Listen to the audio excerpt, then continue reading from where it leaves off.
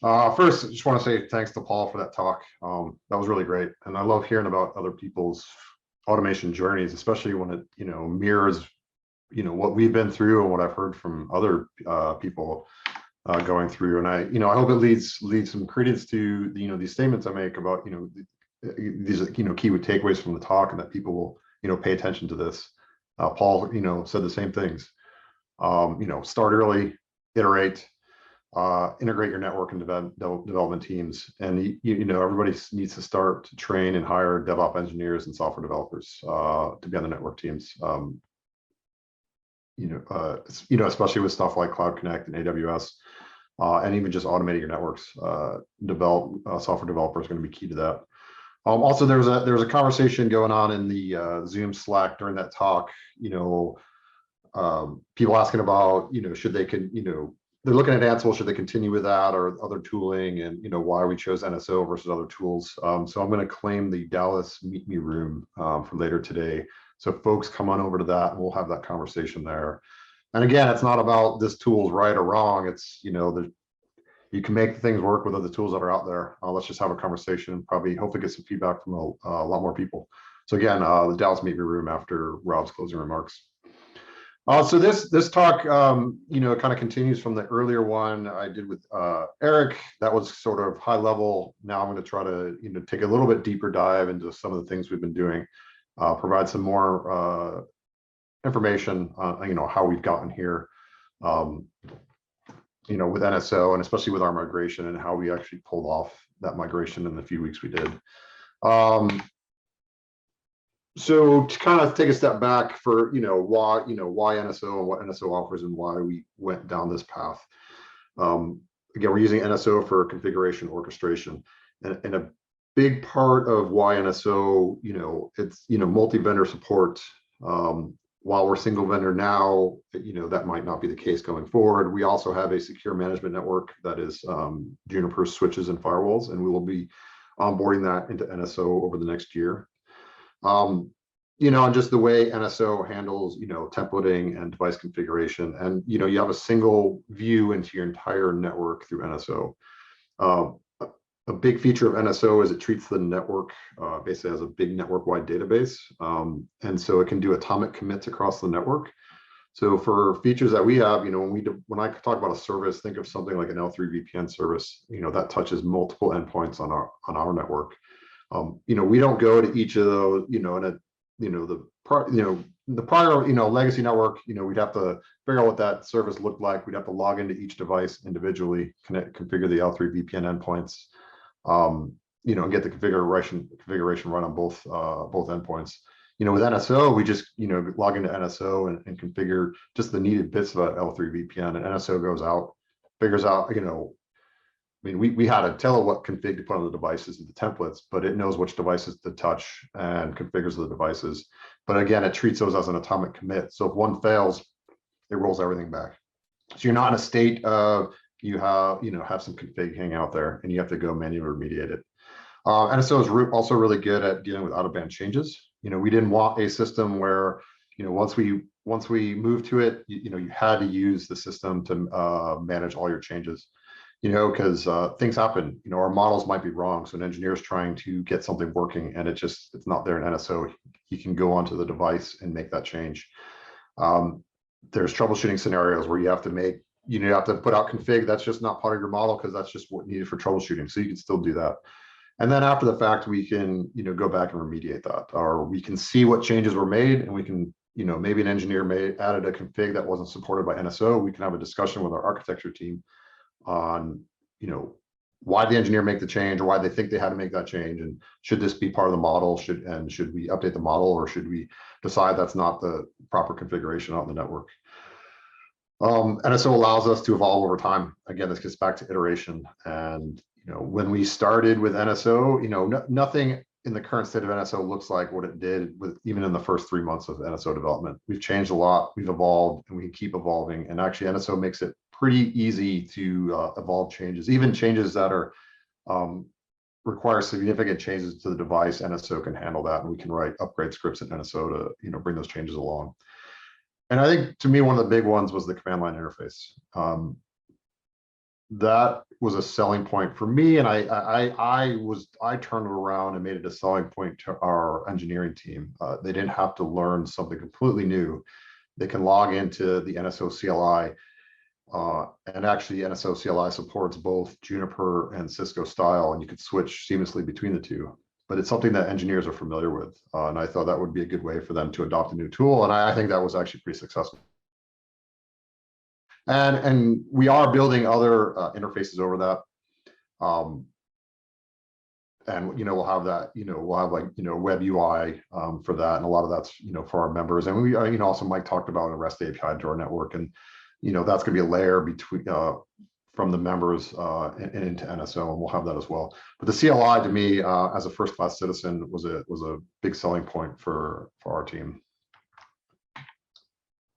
Again, this wasn't, this was a big effort. There's a lot of people involved. Core Nso Development was four folks working on it for a large part of that time. But a big part of this was, it wasn't just a development team trying to figure this out and developing NSO service models on our own. We were tightly integrated with a network team. And again, I think this is a key takeaway. Is this was the key? This was really the key to our success at Internet2 with getting NSO integrated into our workflow. We were working hand in hand with the network engineering team, and they had a lot of input on how the models looked and how they worked. And they, as they asked questions or they made comments, we made changes. And so we were constantly iterating. And really everybody else involved in the process, especially Ryan Harden and Molly Bayless during the service migration. Without the work that they did, I think service migrations could have been a little bit more challenging. We did a lot of verification, and I'll kind of go into some of those details a little bit more.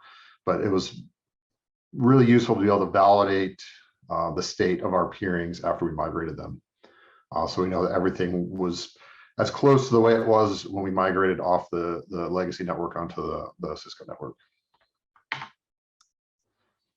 So a timeline, it's been a long road.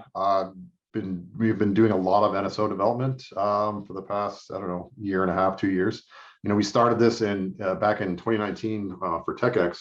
We'd done a proof of concept, asked our vendor partners to propose solutions. In that instance, it was for multi-domain service orchestration. So how would you orchestrate a service across multiple organizations? But that turned into us looking at Cisco, or looking at NSO and putting together a proof of concept that we presented at TechX.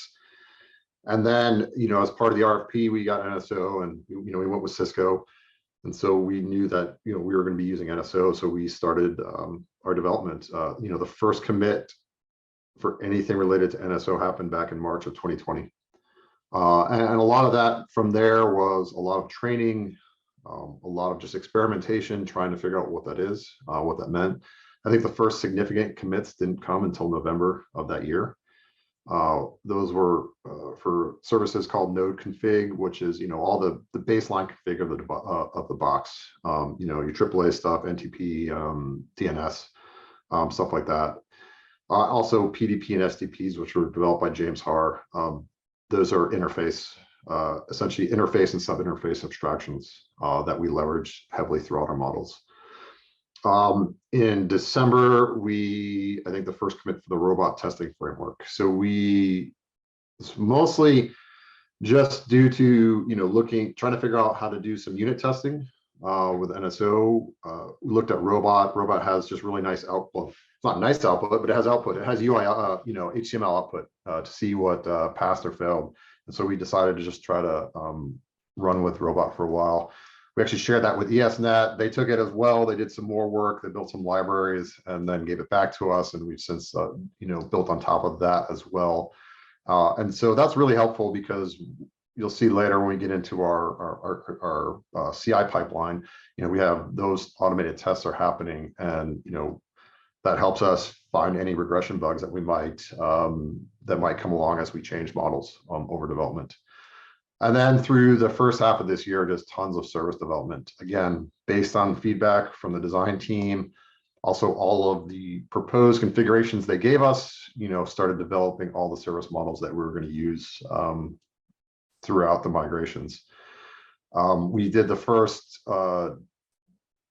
device deployments, NGI device deployments in January through March. And we used NSO to push all of the base configuration onto those boxes.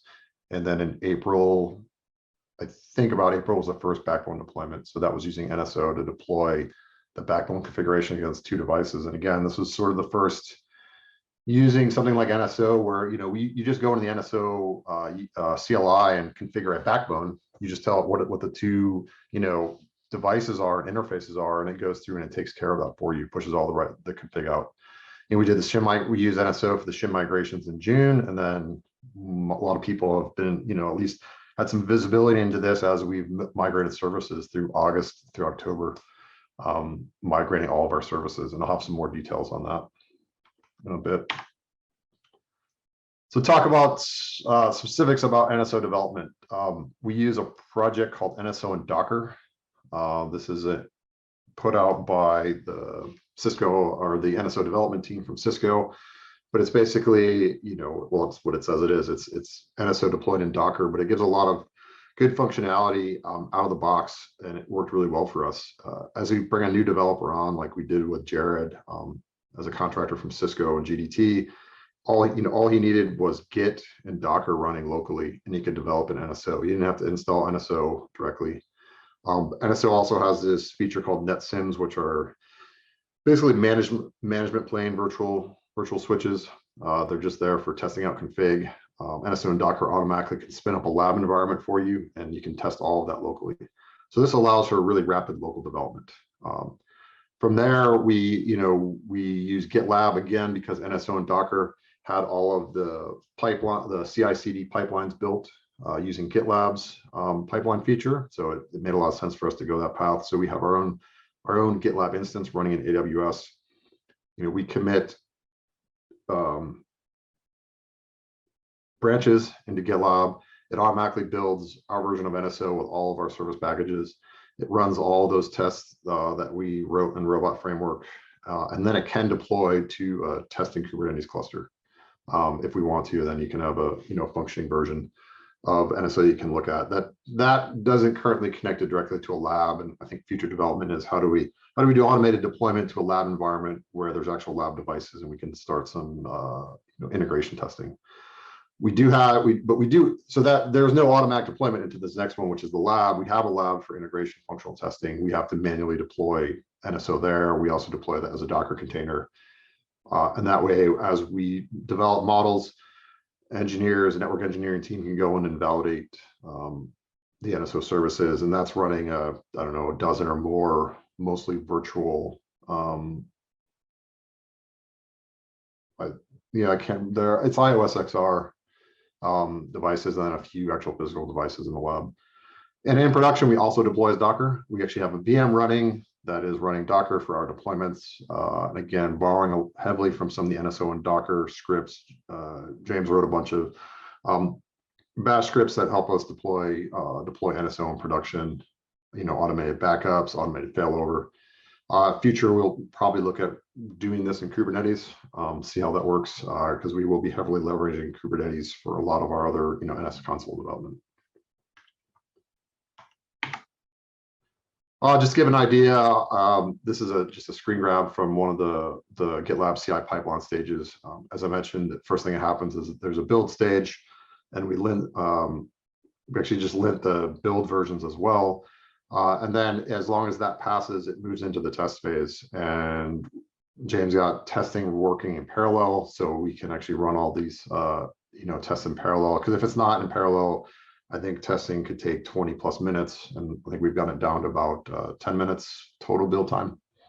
And then once all those pass, they're in a possible deployment stage. And again, we run all of this in, these are all running in AWS GitLab runners. So whenever a pipeline starts up, it signals to our GitLab runner, and that automatically spins up some EC2 instances for these builds to happen. And that all runs in Docker.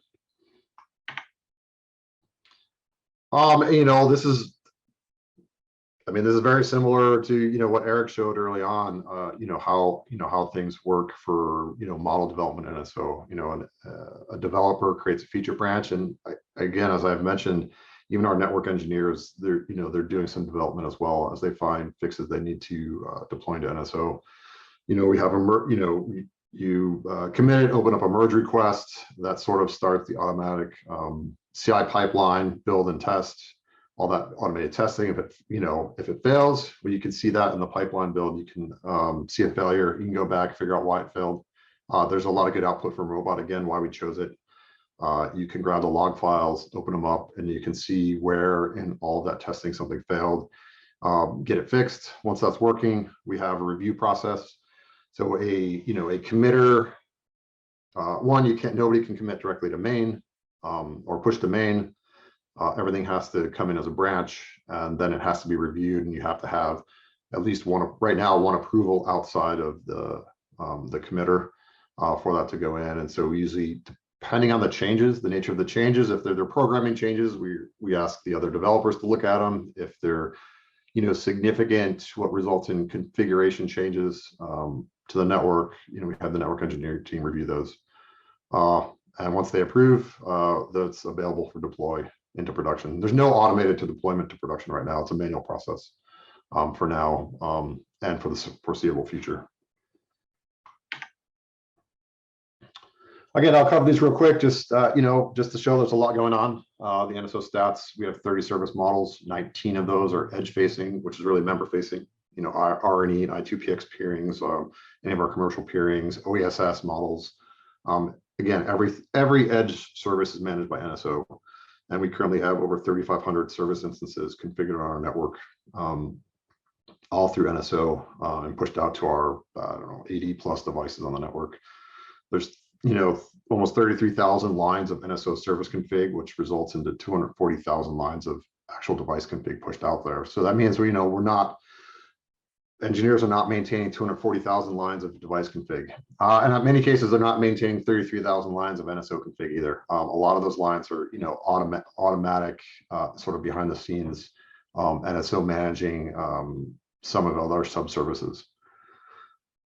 And again, in our DevOps pipeline, 1,400 commits to NSO so far, for almost 500 merges, which means, changes that went through an approval process, and just thousands of build pipelines happening all the time. Basically, anytime you commit and push up to GitLab, it fires off a build pipeline for the automated testing behind the scenes. So wanted to now move on to migrations, how we did all of these service migrations and a lot of it, especially the manual ones, I think about 3 weeks for the bulk of them. It was interesting to get here. We had almost 1,000 services we needed to migrate, and we had to figure out how to do that. And we knew doing it, manually wasn't going to work. So we first had to figure out how to translate the services. Working heavily with Molly Bayless at the Global NOC, who's really familiar with the Global NOC DB. She wrote a bunch of scripts to basically extract, BGP peerings from the legacy network. And we extracted those live from the device configs. So we knew we were working with, actual peerings out there, augmented them with data from the Global NOC DB, basically resulted in a CSV file. And actually the heavy lifter to this process was Google Sheets, surprisingly. Again, this is the brainchild of James Haar. He had done work like this in the past, so we kind of leveraged that experience. So you import the CSV into Google Sheets, and there's a bunch of app script behind the scenes, which is Google's. It's a version of, or it's JavaScript for any of the Google Drive products out there, and that does a lot of work to look at the services extracted from the network. And I'll show some screenshots in a little bit. Combined with data that we pulled out of NSO that told us about all of the shim services we had, and would output the NSO configuration for those services, as well as the data for validation, and even the steps that an engineer could run on the network to migrate the services. And we decided to go with that sort of approach, the copy paste. just so that way engineers had some visibility into what was happening. We also knew that they would need to manually possibly adjust some of this data. So we didn't, it would have been too challenging to write an automated process that, took that extracted data and just shoved it right into NSO, because we needed a step in the middle where an engineer could validate the data. And so we sort of decided to stop there, and let them deal with it after that. So again, we take the MX config, the global knock config, and get into Google Sheets and then into NSO eventually, and then the engineers push it out. Apologies if this isn't very readable. Just to get an idea of what it looked like, this would be the import into Google Sheets, and we would sort of do this per site. And then even larger sites, engineers would split this stuff up. But we'd have the the legacy device and the legacy interfaces, VLAN, IP information, all of that's coming in. There's even a lot more data. There's a lot of data on this sheet related to what route policies are applied to that device or that peering. And that would result in this, and this is what an NSO config in column B looks like. This is what could be pasted into NSO. And then on the right, the notes debug. Again, this is mostly to provide notes, but also if there was something that the app script couldn't figure out, like it couldn't determine what the route policy was, or there's some information in that export sheet that it didn't understand, it would have an error here in the column, and the row would be highlighted. So an engineer could look at it and say, okay, this is something I need to manually figure out before the migration. And then it spit out this part too, which is really useful. So there's a config file for validation tool, which I'll cover in a little bit. And also just all the commands an engineer could sort of run through. This is their mop for the migration, logging into the legacy network. First deactivate the BGP peers, wait till they drain, deactivate the interfaces, and then change the services in NSO to in service. I didn't go into this, I don't think I will, but we have different service states for NSO that Jeff talked about this, I think yesterday or the day before, that sort of change what the configuration looks like out in the network. So this configuration could already be pushed to NSO. An engineer would flip it to in service, and that means push it out to the device. And then some of the commands below for any kind of troubleshooting, especially for XR. A lot of our engineers been working with Juniper for years or have never worked on Cisco. So providing some commands that they could run to, again, this is all BGP peering. The biggest thing we're really concerned about is, our routes coming in. Are we accepting them, especially ones that we were accepting before? And a big part of that was validation scripts. This was written by Ryan Harden and some other work by James Haar. These are really important, and they really saved us and helped move the process along. So we're, prior to migration, just trying to figure out how do we know that we successfully migrated a peer. So we started thinking about some things we can do. Some of it's just looking at possibly interface graphs, but a big part is are we receiving and accepting the same routes that we were before? And that became a good counter for determining if a migration was successful. So the scripts, again, this is using the PyATS platform from Cisco. It's open source, so anybody can use this. That logs into the Juniper routers. It gets a count of all the prefixes and saves all the prefixes. We migrate, we do the same against the Cisco network, get that same data, and then we run a diff against the two. And we can quickly tell if there's major changes. And in the case, the way some of this output was written, if there's nothing, you can see at the bottom, skip 14 routes that did not change. I mean, it just meant we didn't need to look at those. We didn't need a diff or we didn't need a comparison of all the routes. We just cared about ones that were important. And in this case, the ones that are investigated mean that we accepted those routes on the legacy network. We're not accepting them on the NGI network, so somebody needs to investigate and look into that. And we would typically we'd have at least 2 engineers on a call working on this. There would be the migration engineers whose job was doing the work, and then the validation engineer who was running this tooling, and then starting to dig into why a route wasn't being accepted. It was really useful to have these tools early on in the process, because we started small and then ramped up. And so we were able to find a lot of changes we needed to make to our route policy language that affected these routes that weren't being accepted. And so as we moved in the migration process, we'd have less and less of these issues. As I've mentioned before, one of the biggest nights, it was over 150 BGP sessions that we moved in one night. And, I think that night took like less than an hour to get that all done and moved. And again, without the automation to push the config out, without this kind of scripting to do validation, we wouldn't have been able to do, the almost 1,000 sessions that we did in just under 3 weeks.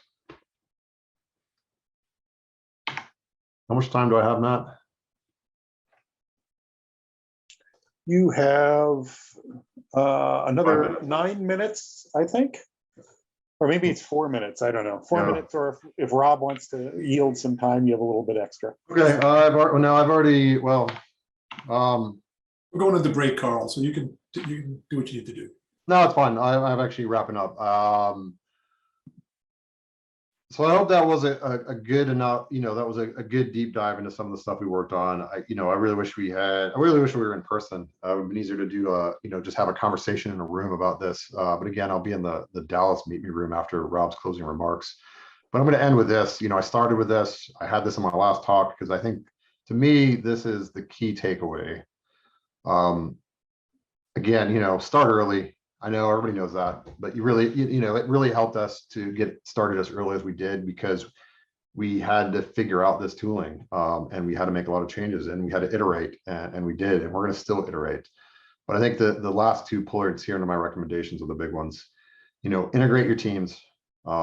We are successful because we did this, and we're going to continue to do this. We're not done. We're always working tightly with our network engineering team to deliver what's useful to them. And it's the same with our efforts, especially Christopher Green's efforts with the community around NS Console. We are asking you what you need, what we need to develop that make your lives easier, and we're going to continue to do that. And the last one, this is really important. This is for everybody out there who's managing these types of teams. You need to train and hire, if you can, hire software developers and DevOps engineers. That'd be, that'd be ideal. I know that everybody's not in a position to do that, but it does mean you need to train your existing engineers to do, to learn more about DevOps and learn about software development. And Paul said this, he pointed out the same thing, that there's a lot of training that has to happen there. And I think that's really important. And I just want to finish with that, like this, software development is going to be needed in network engineering, and we need to start doing it. And that's it. Thanks, Karl. There is a question in chat. Eric Brown asks, how do you decouple IP addressing and any other accidental config between your dev and production environments? Well, that's a great one. Let me think about how we've actually done it. So we actually do allow production IPs in our dev environment, but that is set up so that is not shared or peered anywhere with the world. That's probably less than ideal, but in this case, it was the easier approach. We also do have scenarios where we have to have different, like in this case, different ACLs in the lab versus production. And we basically, I don't remember, I'd have to look exactly where it is in NSO, but we have a way to tell NSO if it's in lab or production mode, and it switches what the ACLs it'll use.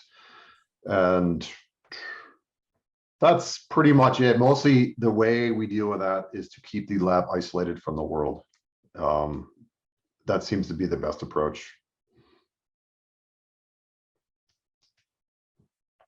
Seems safe anyway.